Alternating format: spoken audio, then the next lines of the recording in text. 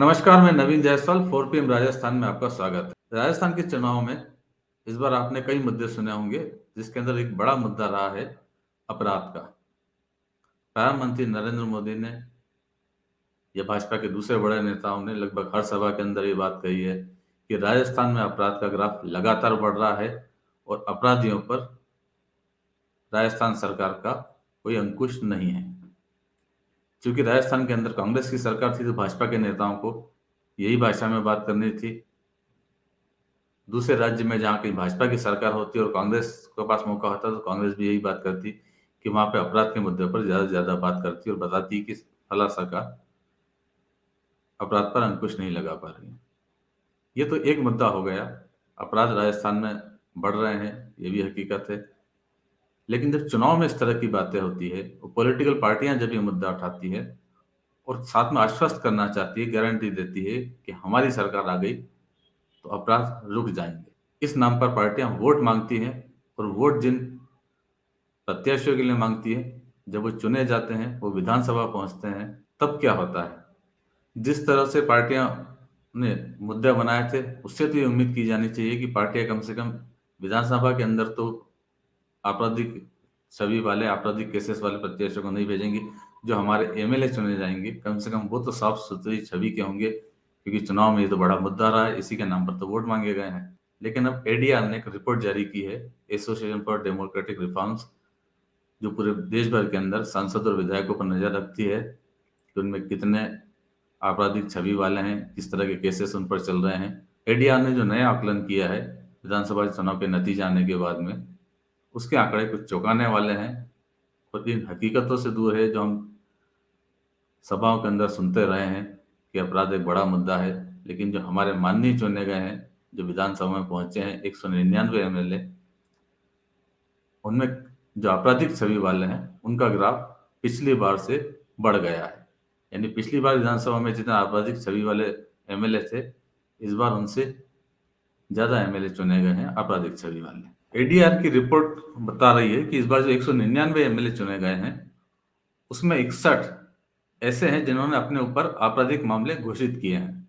पिछली बार विधानसभा चुनाव में जो 199 सीटों पर चुनाव हुए थे, उसमें 46 ऐसे विधायक थे जिन पर आपराधिक मामले थे।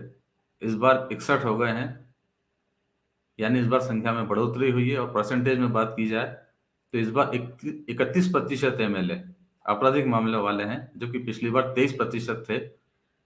यानी इनका 8% एमएलए बढ़ गए हैं जो आपराधिक मामले वाले हैं।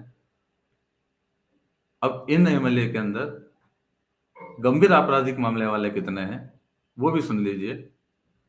44 एमएलए गंभीर आपराधिक मामले वाले हैं। पिछली बार इनकी संख्या 18 थी, तो ये भी माफ कीजिए 28 थी, जो इस बार बढ़कर 44 हो गई है। ये अगर परसेंटेज में देखा जाए कि चुनाव के अंदर क्या अंतर आया है, विधानसभा के अंदर चुने गए एमएलए में क्या अंतर आया है, तो ये आंकड़े बता रहे हैं कि 2018 के अंदर आपराधिक मामले वाले 23% थे, इस बार 31% हो गए हैं। और इनमें गंभीर आपराधिक मामले वाले पिछली बार 14% थे, जो इस बार बढ़कर 22% हो गए हैं। गंभीर आपराधिक मामलों का मतलब क्या है, आप ये भी जान लेते हैं। ऐसे मामले जिनके अंदर 5 साल या उससे ज्यादा की सजा मिली हो, उन्हें गंभीर आपराधिक मामलों में माना जाता है। उसके अलावा गैर जमानती अपराध हैं, चुनाव से संबंधित अपराध हैं, धारा 171 या रिश्वतखोरी के मामले हैं, सरकारी खजाने को नुकसान पहुंचाने के मामले हैं, या फिर हमला, हत्या, अपहरण, बलात्कार से संबंधित मामले हैं, और महिलाओं के ऊपर अत्याचार से संबंधित मामले हैं। ऐसे मामले गंभीर अपराध की श्रेणी में रखे गए हैं और उस तरह के मामले इस बार बढ़े हैं। और इस तरह के मामले वाले जनप्रतिनिधि या एमएलए ज्यादा चुनकर आए हैं। तो जो गंभीर अपराध वाले मामले हैं, उसके अंदर एक एमएलए ऐसे हैं जिन पर हत्या का मुकदमा चल रहा है, आईपीसी की धारा 302 का मुकदमा चल रहा है। और 7 एमएलए ऐसे हैं जिनके ऊपर हत्या के प्रयास का मुकदमा चल रहा है, धारा 307 का मामला है।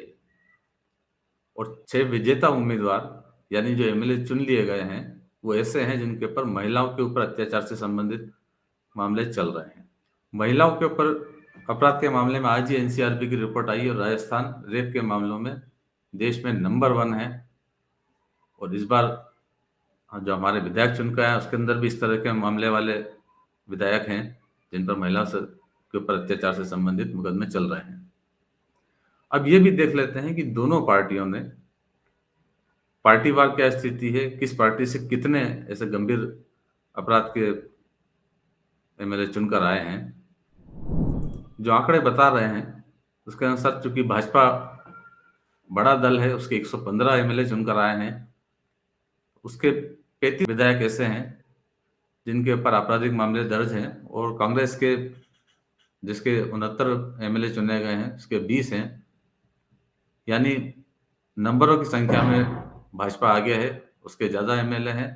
हालांकि प्रतिशत की भी बात की जाए तो दोनों पार्टियों के प्रतिशत लगभग बराबर है। भाजपा के 30% एमएलए आपराधिक मामले वाले हैं, जबकि कांग्रेस के 29% एमएलए हैं। भारतीय आदिवासी पार्टी के 3 एमएलए चुने गए हैं, जिसमें से 2 पर मुकदमे दर्ज हैं, और आरएलपी के एकमात्र हनुमान बेनीवाली चुने गए हैं, उन पर भी मुकदमा दर्ज है। और निर्दलीय में 8 में से 3 ऐसे हैं जिनके पर मुकदमे दर्ज हैं। इनमें गंभीर अपराधों के मामले में बात की जाए तो बीजेपी के 115 में से 24 विधायक ऐसे हैं जिन पर गंभीर आपराधिक मामले दर्ज हैं, और कांग्रेस के 69 में से 16 एमएलए ऐसे हैं जिन पर गंभीर आपराधिक मामले दर्ज हैं। और यही बीएपी जो भारतीय आदिवासी पार्टी है उसके 3 में से 1 विधायक पर, और आरएलपी के 1 ही चुने गए हैं उन पर भी है, और निर्दलीय में जो 8 हैं उनमें से 2 पर गंभीर आपराधिक मामले के मुकदमे दर्ज हैं। यह स्थिति तब है जब चुनाव आयोग ने नियम बना रखे हैं कि आपराधिक मामले जिन पर दर्ज है उन प्रत्याशियों को अखबार में विज्ञापन देकर अपने बारे में जानकारी देनी होगी कि उन पर कौन कौन से मुकदमे दर्ज हैं।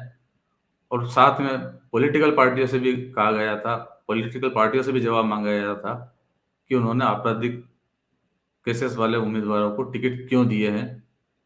लेकिन उसके बावजूद लगता है चुनाव आयोग का ये तरीका कुछ काम नहीं आया है। पार्टियों ने बड़ी संख्या में टिकट भी बांटे और जनता की अदालत को चुनकर भी विधानसभा में पहुंच चुके हैं। ये स्थिति तब है जब सुप्रीम कोर्ट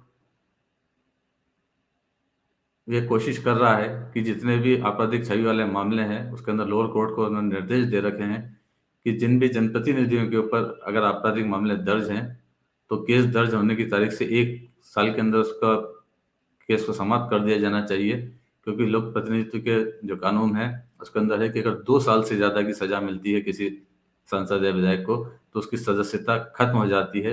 लेकिन उसके बावजूद अदालतों में भी लंबे समय तक केस चलते रहते हैं और जनता की अदालत से ऐसे विधायक चुने भी जाते हैं। हालांकि इसके अंदर अलग अलग तरह के मामले भी होते हैं, कुछ जन आंदोलनों से जुड़े हुए मामले भी हैं, वो केस भी होते हैं, मगर दूसरे मामले भी जैसे हमने आपको बताया कि गंभीर मामले भी हैं जो हत्या या बलात्कार, हत्या के प्रयास और महिलाओं के खिलाफ अपराध से संबंधित भी हैं। लेकिन उसके बावजूद ऐसे प्रत्याशी विधानसभा में पहुंचने में सफल हुए हैं। और पिछली बार जो 15वीं लोक विधानसभा थी उससे ज्यादा 16वीं विधानसभा के अंदर ऐसे चेहरे ज्यादा नजर आएंगे। तो इस वीडियो में इतना ही। अंत में एक बार फिर आपसे यही कहना है कि 4PM राजस्थान को ज्यादा ज्यादा सब्सक्राइब कीजिए और इस वीडियो के लिंक को शेयर जरूर करें। नमस्कार।